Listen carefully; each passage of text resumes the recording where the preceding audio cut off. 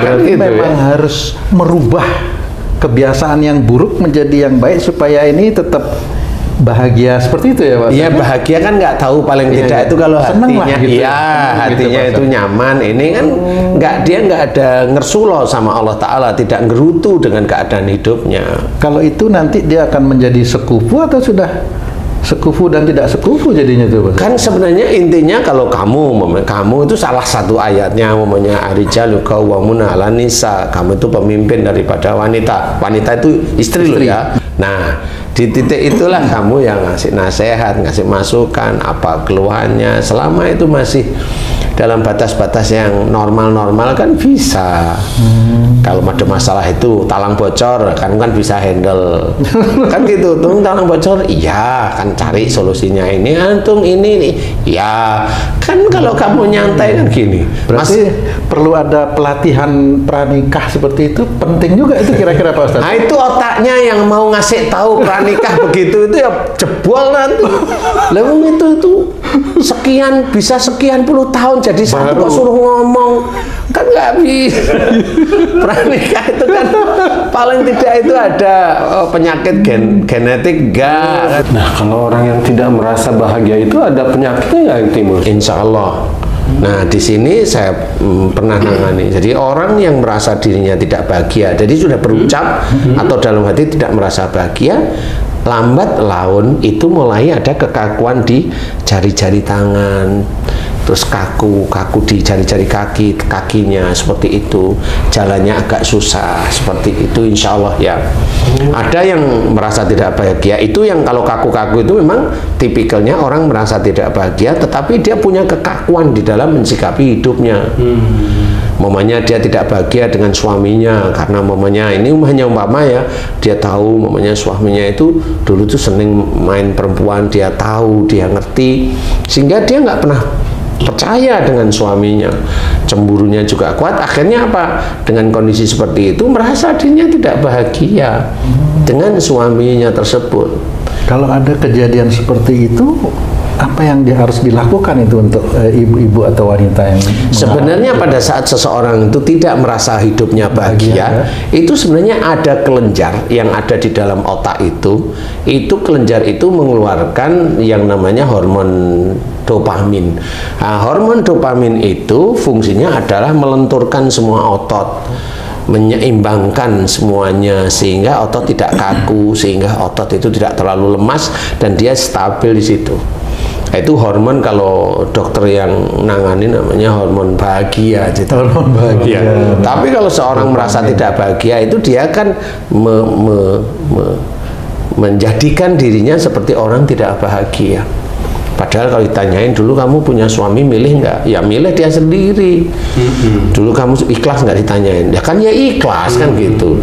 Ya akhirnya dia tidak merasa bahagia. Di titik itulah dia sebenarnya mencoba untuk menghentikan hidupnya walaupun tidak sadar sebenarnya agar dia itu maunya bahagia. Kan itu kan tidak bahagia kan maunya kan sebenarnya ganti dong suami saya dengan jangan yang itu maunya kan begitu. Karena dia melihat suami-suami temennya itu kok baik-baik menurut dia, kan seperti itu. Ada orang yang saking cemburunya juga gitu, dia hidupnya itu kayak di rasa ketakutan, ditinggal suaminya, jadi dia ada ketakutan dan kemudian merasa bahwa dia itu bahagia kalau suaminya ada di dekatnya. Kalau jauh suaminya, dia merasa tidak bahagia. Ada akhirnya otot-ototnya lemes semuanya. Bisa berpengaruh ke fisik itu ya Pak Ustadz? Insya Allah itu kan kejiwaan sama. Kalau orang kesurupan itu kan kejiwaan juga, ya pengaruh ke fisik, ngamuk-ngamuk kan gitu. Sama. Jadi jangan dipikir negatif bahwa orang yang punya penyakit kejiwaan itu tidak bisa ke fisik. Insya Allah bisa. Seorang laki-laki marah dengan orang tuanya kuat dan disimpan, dan dia ngomong tidak mau ditolong oleh orang tuanya, tidak mau membantu orang tuanya dengan kemarahan, kemudian habis itu dia nikah atau dia sudah nikah tapi belum punya anak, pada saat dia punya anak bisa anaknya lahir cacat semua tangan sama kakinya. Dan itu gambaran apa? Anaknya bisa tidak mau membantu dia sebagai orang tuanya. Itu jawaban dari Allah Ta'ala karena dia terucap dulu sama orang tuanya, marah bahwa saya tidak akan membantu orang tua saya, dan dia marah kondisinya. Nah seperti itu ya dari ucapan dia. Dan banyak dari teman-teman yang pintar-pintar nggak ngerti kenapa seperti ini. Nah kalau saya, nah itulah sempurna yang dari Allah Ta'ala itu ya begitu, mengingatkan agar orang-orang itu memahami bahwa Allah itu punya hak. Jangan dianggap lisan kita itu nggak berpengaruh dengan kehidupan sehari-hari, sangat berpengaruh.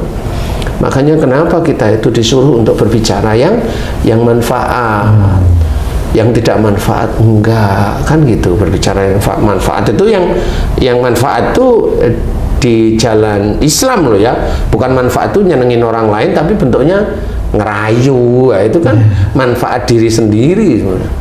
Manfaat untuk nafsunya. Nah, ya nggak manfaat juga sebenarnya. Nah, orang-orang seperti itu memang nanti dia akan dapat apa dapatnya, kaku tangannya, kakinya kaku semua atau lemes semuanya, nggak bisa ngapa-ngapain. Tapi di dianalisa dokter itu ini bukan stroke. Bisa lemes semua. Nah, itu memang kelenjar dopaminnya nggak keluar, nggak ngeluarin hormon. Ada juga yang apa namanya keroyak apa namanya itu Parkinson. Itu juga sama. Itu umur berapa tuh seperti itu? Parkinson itu ya umur ya bisa umur di atas 55 seperti itu. Oh, kalau misalkan seorang orang tua nih, bukan seorang orang tua yang merasa tidak bahagia melihat anaknya yang tidak sesuai harapan, misalnya nakal lah anaknya, dibilangin nggak dengar kata lah istilahnya, itu sehingga orang tuanya nggak merasa bahagia. Apakah orang tua seperti itu juga bisa mengalami seperti itu, Ustaz? Bisa. Sebenarnya kalau anaknya nakal itu kan dia tidak boleh merasa seperti itu. Harus berpikir mateng bahwa anak itu dilahirkan dari siapa, dari ibu sama dari bapaknya. Kalau anak nakal berarti ada genetik dari ibunya atau dari bapaknya yang nakal sebenarnya. Jadi itu juga sama, nanti tidak boleh, dia harus tahu, oh berarti yang salah saya atau yang salah itu suami saya. Rembukanlah dengan suami itu siapa Pak. Kalau memang mau tulus tahu bahwa sebenarnya manusia tempatnya salah, tempatnya dosa, kan tinggal lihat, kok kayaknya saya ya Bu, kan gitu. Yuk kita mulai hari ini kita mohon pada Allah Ta'ala, anak kita yang nama si Fulan itu kita doakan kalau itu dari dosa-dosa kita ya kita mohonkan ampunan dosa kita yang dulu kita lakukan. Nanti saya juga ya kalau anak itu dari dosa saya, kayaknya dosa ini deh, anak kita yang begini kayaknya saya deh.